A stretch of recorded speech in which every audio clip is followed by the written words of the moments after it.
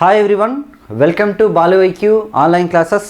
ఈ వీడియోలో మనం డిస్కస్ చేయబోయే టాపిక్ ఏంటంటే జనరల్ స్టడీస్లోని కొన్ని ఇంపార్టెంట్ ఎంసీక్యూస్ని డిస్కస్ చేసుకుందామండి.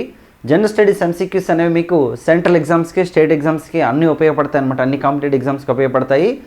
అయితే కంప్లీట్గా జిఎస్ కోర్స్ కావాలని అనుకుంటే మన బాలు ఐక్యూ యాప్ని డౌన్లోడ్ చేసుకోండి. గూగుల్ ప్లే స్టోర్లో అందుబాటులో ఉంటుంది. History, polity, geography, economy, mental ability, అలాగే జనరల్ సైన్స్ అన్నీ కలిపి ఒకే కోర్సులు మీకు అందుబాటులో ఉంటాయన్నమాట. మీకు సింగిల్ సబ్జెక్ట్స్ కూడా అవైలబుల్ ఉంటాయండి. అయితే ఫస్ట్ టైం కనుక మీరు మన బాలు ఐక్యూ ఛానల్ని విజిట్ చేస్తే ఛానల్ని సబ్స్క్రైబ్ చేసుకోండి. అలాగే వీడియోని లైక్ చేసి మీ ఫ్రెండ్స్తో షేర్ చేసుకోండి. మరి ఫస్ట్ క్వశ్చన్ చూద్దామండి. భారతదేశం యొక్క మొట్టమొదటి జాతీయ కవి ఎవరు అంటాం? ఓకేనండి. మనకి ఫస్ట్ నేషనల్ పోయిట్ ఆఫ్ ఇండియాగా ఎవరని చెప్తారంటే ఆప్షన్స్ చూద్దాం. Keshava Chandrasen, Rabindranath Tagore, Henry Vivian Derozio and Ishwarchandra Vidyasagar అండి. ఈ క్వశ్చన్ చాలాసార్లు మనకి ఏపీపీఎస్ అండ్ టీఎస్పీఎస్ ఎగ్జామ్స్లో అడగడం జరిగిందండి. అయితే మొట్టమొదటి జాతీయ కవిగా ఎవరని చెప్తారంటే హెన్రీ వివియన్ డిరోజియో. ఈయన ఏంటంటే యువ బెంగాల్ మూవ్మెంట్ అనేది ఒకటి ప్రారంభించారు 1824లో. ఓకే, మనకి యువ బెంగాల్ ఉద్యమం అనేది అనమాట ప్రారంభిస్తారండి. మరి ఈయనకి సంబంధించి తీసుకుంటే ఈస్ట్ ఇండియన్ అనేవి, అలాగే హెస్పెరస్ అనేది, అలాగే ద క్విల్, ఇవన్నీ కూడా ఈయన యొక్క న్యూస్ పేపర్స్ అనమాట. ఈయన యువ బెంగాల్ మూవ్మెంట్ అనమాట 1824లో స్టార్ట్ చేశారు. మరి ఈ మూవ్మెంట్ తలకు ప్రధానమైన ఉద్దేశం ఏంటంటే యువ బెంగాల్ ఉద్యమ నాయకుడు హెన్రీ వివియన్ డిరోజియో యువ బెంగాల్ ఉద్యమ లక్ష్యాలు అంటే ఒకటి, పురాతన ఆచారాలని ఖండించడం. ఏవైతే పాత ఆచారాలు ఉంటాయో వాటిని ఖండించాలి. అండ్ స్త్రీలకు స్వేచ్ఛను ఇవ్వాలి. అలాగే జ్యూరీ విచారణ జరగాలి. నెక్స్ట్ వచ్చేసి రైతులకు రక్షణ కలగాలని చెప్పేసి నేను ఉద్యమం స్టార్ట్ చేశారనమాట.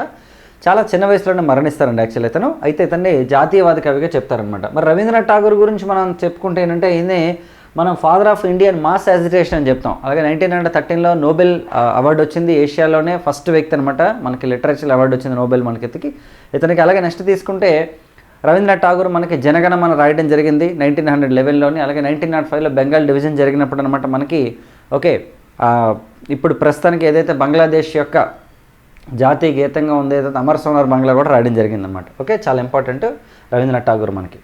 ఓకే, అలాగే సర్ అనే బిరుదుని కూడా విడిచిపెట్టారండి జలియన్ వాలాబాగ్ జరిగినప్పుడు.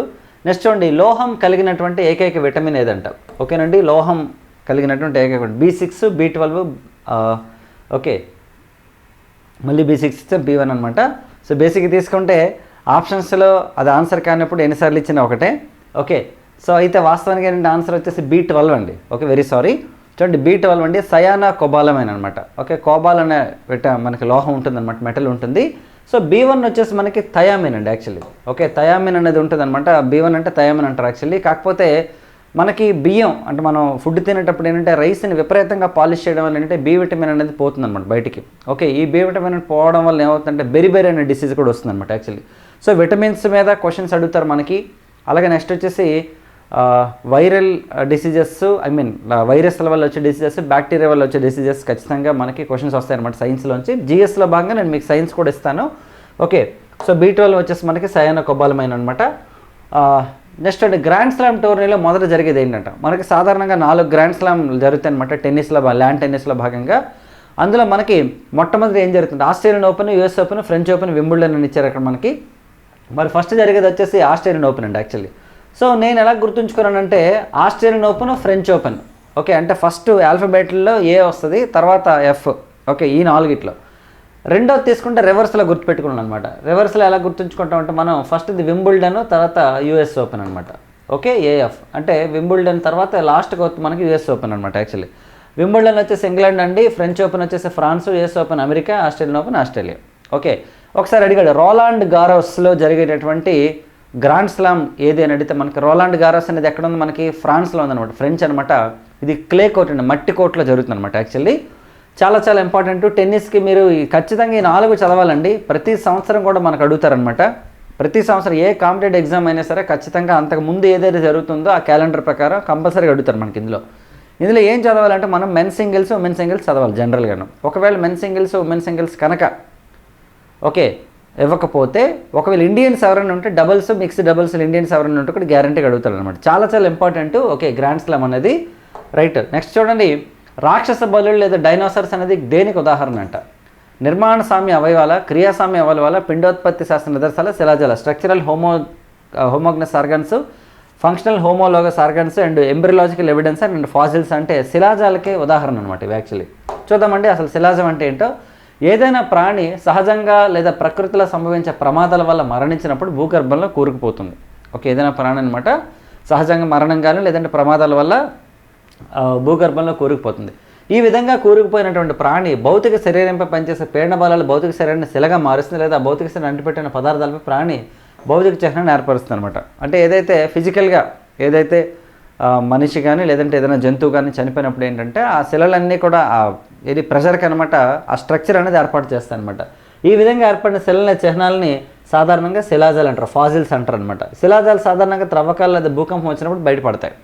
ఓకేనండి, భూమి లోపల నుంచి బయటకు విసిరేయబడిన పదార్థాల్లో కనుగొనబడతాయి అనమాట శిలాజాలు. ఓకే రైట్, నెక్స్ట్ క్వశ్చన్ చూద్దామండి. ఉపరాష్ట్రపతి ఎన్నికల్లో ఓటు హక్కు లేనివారు ఎవరంట? అంటే vice president of India is ex official chairman of Rajya Sabha అనమాట. మరి రాజ్యసభ చైర్మన్ లేదా ఉపరాష్ట్రపతిని ఎన్నుకునే ఎన్నికల గణంలో ఎవరెవరు ఉంటారు అన్నది ఇచ్చాము, ఎవరు లేరు అన్నది మనం డిటెక్ట్ చేయాలి. ఇక్కడ లోక్సభకి ఎన్నికైన సభ్యులు అంటే elected members to the Lok Sabha, అలాగే రాజ్యసభకి ఎన్నికైన సభ్యులు ఎలక్టెడ్ మెంబర్స్ ఆఫ్ రాజ్యసభ, రాజ్యసభకు నామినేట్ అయ్యే సభ్యులు ఉంటారంట, అంటే nominated members to the Rajya Sabha and రాష్ట్రాల అసెంబ్లీ సభ్యులు అంట. ఇందులో ఎవరు ఉండరని అడుగుతారంటే ఎమ్మెల్యేలు ఎవరు ఉండరండి ఉపరాష్ట్రపతి ఎన్నికల్లో. ఓకే, ఎమ్మెల్యేలకు సంబంధం ఉండదు, అంటే స్టేట్ లెజిస్లేటివ్ అసెంబ్లీ మెంబర్స్ వేయరు, కానీ రాష్ట్రపతి ఎన్నికల్లో వేస్తారనమాట. ప్రెసిడెంట్ ఆఫ్ ఇండియా ఎన్నికల్లో ఓటేసి ఉపరాష్ట్రపతి ఎన్నికల్లో ఓటు వేయరు ఎవరు అంటే మనకి ఎమ్మెల్యేలు ఓటు వేయరు అనమాట.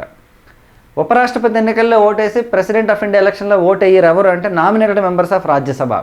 సార్ మన ఎప్పుడు నామినేటెడ్ మెంబర్స్ ఆఫ్ రాజ్యసభ అంటే మన నామినేటెడ్ మెంబర్స్ ఆఫ్ లోక్సభ సంగతి ఏంటంటే లోక్సభ నామినేటెడ్ మెంబర్స్ అనేది తీశారు.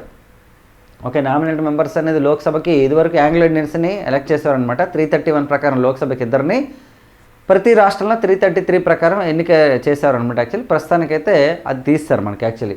ఓకే, సో రాష్ట్రాల అసెంబ్లీ సభ్యులు అయితే ఓట్లేరండి. ఇక్కడ మీకు ఒక ట్రిక్ చెప్తాను చూడండి. ట్రిక్ అంటే ట్రిక్ ఏం కాదు, అది యాక్చువల్లీ చూడండి. వైస్ ప్రెసిడెంట్ ఆఫ్ ఇండియా ఎలక్షన్స్లో ఎవరెవరు పార్టిసిపేట్ చేస్తారంటే members of parliament, Lok Sabha members, Rajya Sabha members, అలాగే రాజ్యసభకి నామినేట్ అయ్యే మెంబర్స్. రాజ్యసభకి 12 మందిని ప్రెసిడెంట్ ఆఫ్ ఇండియా నామినేట్ చేస్తారు ఆర్టికల్ 80లో 3 ప్రకారం. 12 మెంబర్స్ అంటే ఎమినెంట్ పీపుల్ నామినేట్ చేస్తారనమాట. మరి లోక్సభకి నామినేట్ ఎలాగ అవరు కాబట్టి ఇక్కడ తీసుకుంటే మనకి vice president of India election టైంలో ఎవరైతే ఓటేస్తారో ప్రెసిడెంట్ ఆఫ్ ఇండియా తలకి ఇంపీచ్మెంట్ ప్రాసెస్లో కూడా వాళ్ళే ఉంటారండి. President of India impeachment process ఏంటి? ఆర్టికల్ 61 ప్రకారం మనకి ఇంపీచ్మెంట్ ఉంటుంది రాష్ట్రపతి మీద.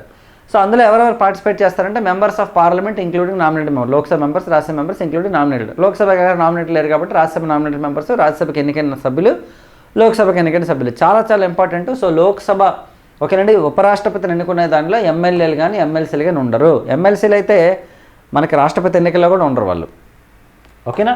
సో నెక్స్ట్ అండి, ఆల్బింగి అనేది ఏ దేశం యొక్క పార్లమెంట్ అంట? Ireland, Iceland, Denmark and Japan అండి. ఇది ఐస్లాండ్ పార్లమెంట్ పేరు ఆల్బింగి అంటారు యాక్చువల్లీ మనకి. జపాన్ పార్లమెంట్ని డైట్ అంటారు.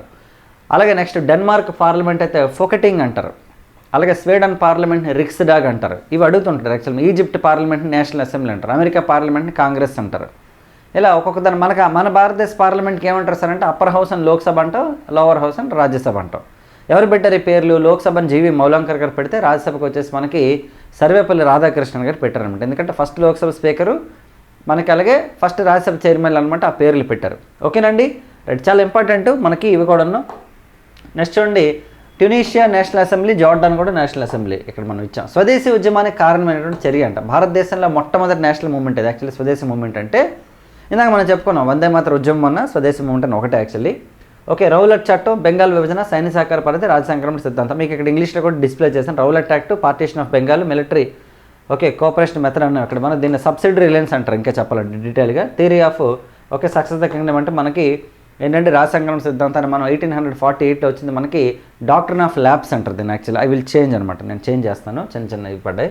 సో మరి మొత్తానికి తీసుకుంటే ఓకే ఏంటండి స్వదేశీ ఉద్యమం అనేది రావడం గల కారణం ఏంటండి అంటే డివిజన్ ఆఫ్ బెంగాల్ అంటే 1945 జూలైలో లార్డ్ కర్జిన్ అనౌన్స్మెంట్ ఇస్తాడనమాట. ఏంటి, బెంగాల్ పార్టీషన్ అనేది జరుగుతుంది మత ప్రాతిపదికన ఎలా అంటే ఈస్ట్ బెంగాల్ వెస్ట్ బెంగాల్గా డివిజన్ చేస్తున్నామని చేస్తాడు. మరి ఎలా అది అంటే ఈస్ట్ బెంగాల్లో ముస్లిమ్స్ ఎక్కువ మంది ఉన్నారు, వెస్ట్ బెంగాల్లో హిందువులు ఎక్కువ మంది ఉన్నారు. కాబట్టి వెస్ట్ బెంగాల్లో హిందువులు మెజారిటీలు అయితే ముస్లింలు మైనారిటీలు అవుతారు, ఈస్ట్ బెంగాల్లో ముస్లింలు మెజారిటీలు అయితే హిందువులు మైనారిటీలు అవుతారు అనమాట. అలా ప్రాతిపదికన అనౌన్స్ చేశాడని చెప్పేసి వెంటనే మన నేషనలిస్టులు అందరూ కూడా ఏం చేస్తారంటే ఉద్యమం చేస్తారనమాట. ఇది చాలా రాంగ్, ఇది డివిజన్ కరెక్ట్ కాదని చెప్పేసి.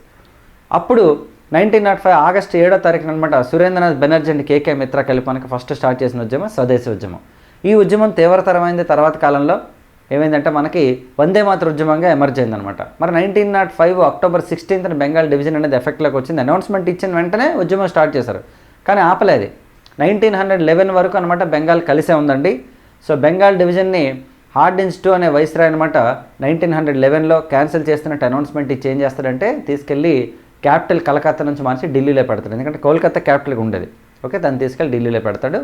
చాలా important. Indian history, national movement మొత్తం మనం డీటెయిల్గా ఎక్స్ప్లెయిన్ చేసాం మన యాప్లోని.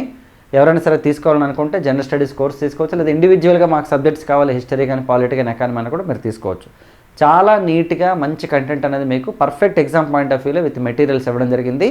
కింద డిస్క్రిప్షన్లో బాలువైక్యూ యాప్ లింక్ ఉంటుంది. రేపటి వీడియోలో మళ్ళీ కలుద్దాం. మీ ఫ్రెండ్స్ ఎవరైనా కాంపిటేటివ్ ఎగ్జామ్స్కి ప్రిపేర్ అవుతుంటే, సెంట్రల్కైనా స్టేట్ ఎగ్జామ్స్కైనా, వాళ్ళకి షేర్ చేయండి. మీరు లైక్ చేస్తేనే అది ఎక్కువ మందికి రీచ్ అవుతుంది. అప్పుడు నేను ఎక్కువ వీడియోస్ అయితే చేయగలుగుతాను. Thank you so much and wish all the best.